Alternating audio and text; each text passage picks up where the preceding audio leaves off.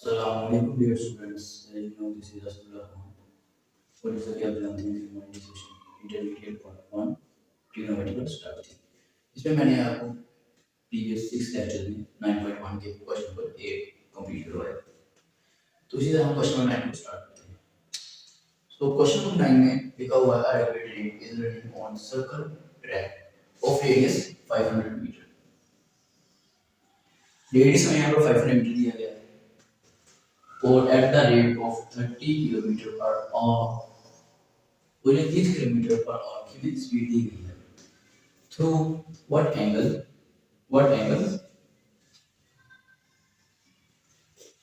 Will it turn in 10 second. यानी कि हमें ये स्पीड दी गई है, ये हमें टाइम दिया गया है, ये हमें रेडियस दिया गया है और हमने यहाँ से थीटा फाइंड करना है। जैसा कि आप जानते हैं कि हमारे पास फॉर्मूला क्या है, L equals to R theta. ये हमारे पास फॉर्मूला है और हम सबसे पहले गिवन लिखते हैं। गिवन हमारे पास है 10 सेकंड्स है, उसके बाद स्पीड है 30 किलोमीटर पर आवर और उसके बाद हमारे पास रेडियस है और 500 मीटर और हमने थीटा फाइंड करना है। अब देखिए इस क्वेश्चन इस फॉर्मूला में मेरे पास आर थीटा और एल गिवन है। जो गिवन डेटा हमारे पास वहां पर आर और थीटा गिवन है, यानी कि थीटा हमें फाइंड करना है, आर हमें गिवन है और एल की कमी है। जैसा कि आप जानते हैं कि एक फॉर्मूला है v equals to d over t। इस फॉर्मूले में हम d को l के इक्वल रख लेते हैं क्योंकि दोनों की यूनिट सेम है, मीटर और डिस्टेंस और लेंथ में कोई फर्क नहीं आता। यहाँ पर हम v equals to l over t कर देते हैं और जैसा कि आप जानते हैं कि हमें यहाँ पर l चाहिए और हम यहाँ से l फाइंड करेंगे। जैसे हम यहाँ से l को फाइंड करेंगे तो हम t को बोथ साइड पर मल्टीप्लाई कर लेंगे और जैसे ही t बोथ साइड पर मल्टीप्लाई होगा तो हमारे पास एक जनरल टर्म बन जाएगी vt equals to l। Normal simple से टर्म बन गई जिससे हम आसानी से l फाइंड कर सकेंगे। अब स्टूडेंट्स आप देखें कि यहाँ पर हमें जो वेलोसिटी दी गई है स्पीड, ये हमारे पास किलोमीटर पर आवर में है। तो आप सब जानते हैं कि वेलोसिटी का जो एसआई सिस्टम इंटरनेशनल यूनिट है वो है मीटर पर सेकंड। तो हम इसे मीटर पर सेकंड में चेंज करते हैं, v equal to 30 kilometre per hour. अब जैसा कि आप जानते हैं कि 1 किलोमीटर 1000 मीटर में होते हैं और 1 आवर में 3600 सेकंड होते हैं। और इसी तरह अब देखिए किलोमीटर बड़ा यूनिट है और आवर भी बड़ा यूनिट है और हम बड़े यूनिट से छोटे यूनिट में जाने के लिए हम मल्टीप्लाई करते हैं, ठीक है। जैसा कि आप जानते हैं कि 1 किलोमीटर में 1000 मीटर होते हैं, तो हम इसलिए इसको 1000 से मल्टीप्लाई कर देंगे। 30 मल्टीप्लाई बाय 1000 और 1 घंटे में 3600 सेकंड होते हैं, इसलिए हम इसे 1 को 3600 से मल्टीप्लाई कर देंगे और आवर की जगह 3600 सेकंड्स आ जाएंगे। तो यहाँ से हमारे पास वेलोसिटी निकलेगी 0 0 से कट गया, 0 0 से कट गया। तो यहाँ से 30 मल्टीप्लाई बाय 10 और 36, यहाँ से 3 1 3 0, 3 1 3, 3 2 6 and then 2 5 10, 2 6 12 and then 2 5 10, 2 6 6। यहाँ पर हमारे पास वेलोसिटी आएगी 2 आएगी 25 over 3 मीटर पर सेकंड। क्योंकि 5 मल्टीप्लाई बाई 5 25। अब हमारे पास वेलोसिटी क्या आ गई है 25/3 मीटर पर सेकंड। अब हम इसे इस फॉर्मूले में पुट करते हैं। हमारे पास टी भी है, टाइम भी और वेलोसिटी भी है। सो L इक्वल्स टू Vt, हम वैल्यू पुट करते हैं। L इक्वल्स टू v हमारे पास क्या है 25/3 मल्टीप्लाई बाय 10 सेकंड। अब हम इसे मल्टीप्लाई कर देते हैं।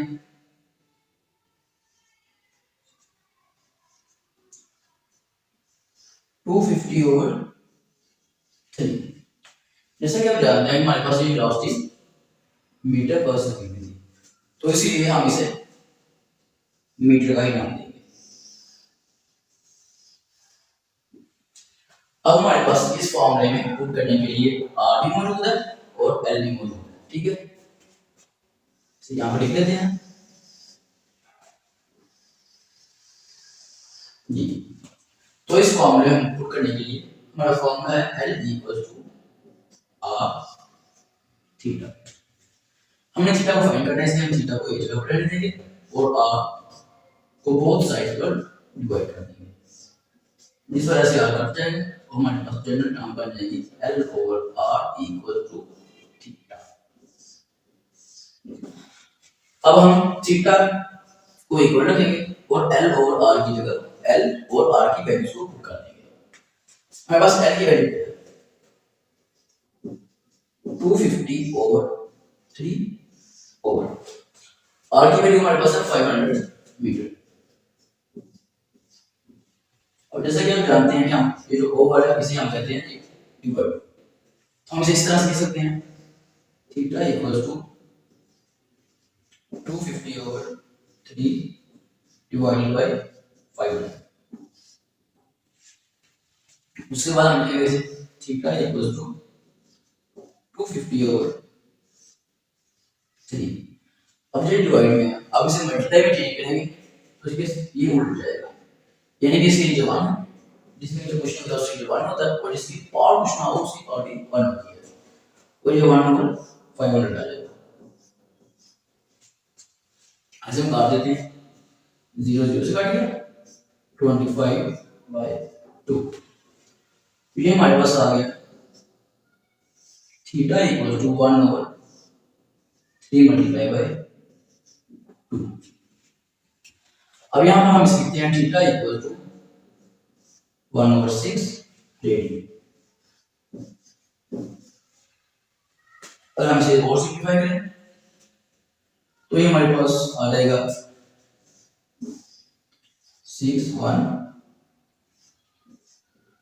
6 1 6 6 6 36 and then so 6 6 6।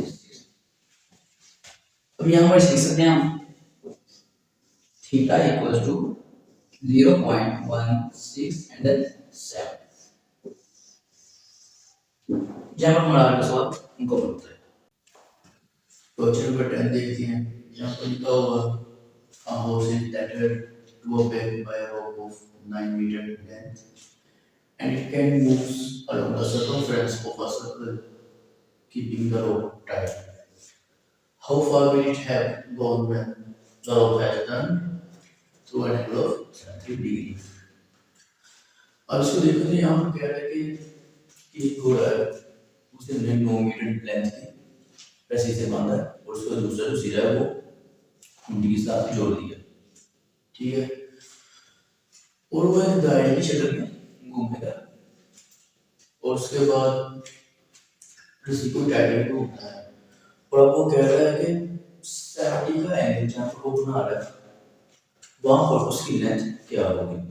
देखिए यहाँ पर उसने लेंथ दी है, यहाँ पर हमसे लेंथ मांग रहा है और यहाँ पर यानी एंगल दिया है। हमारा रिलेशन क्या है L equals to r theta। चले एक लेंथ होगी एल, एक हो गया थीटा और आर। आर क्या है हम मैं आपको देखो यहाँ देखिए मिसाल के तौर पे ये घूमती है और ये वो 9 मीटर की लेंथ है जो हमें गिवन है। ठीक है, उसके बाद जो फोर्स है वो यहाँ पर घूम रहा है सर्कमफ्रेंस। तो जैसा कि आप जानते हैं कि सर्कमफ्रेंस से सेंटर तक का फासला रेडियस कहलाता है, इसलिए हम इस लेंथ को रेडियस का नाम देंगे। R equal to 9 metre. ठीक है, यहाँ वो लिख देते हैं गिवन डेटा में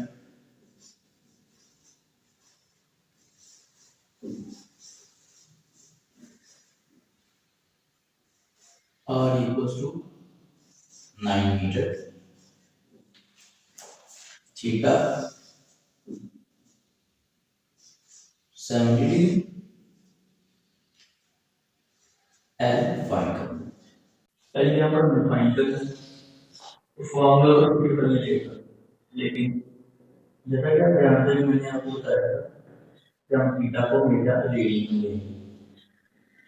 तो इस जगह हम इसे रेडियन चेंज करें तो ये हमें 1.22 रेडियन मिलेगा। पुटिंग वैल्यू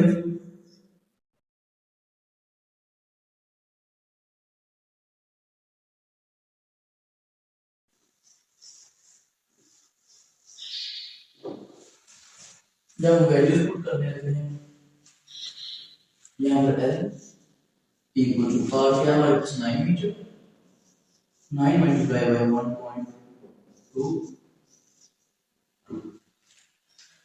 अब 9 को मल्टीप्लाई करते हैं, 9 to the 18, 9 to the 18, 9 1 carry and then 9 with the 9 and 1 10। तो ये हमारे पास 10.98 मीटर लेंथ आ जाएगी।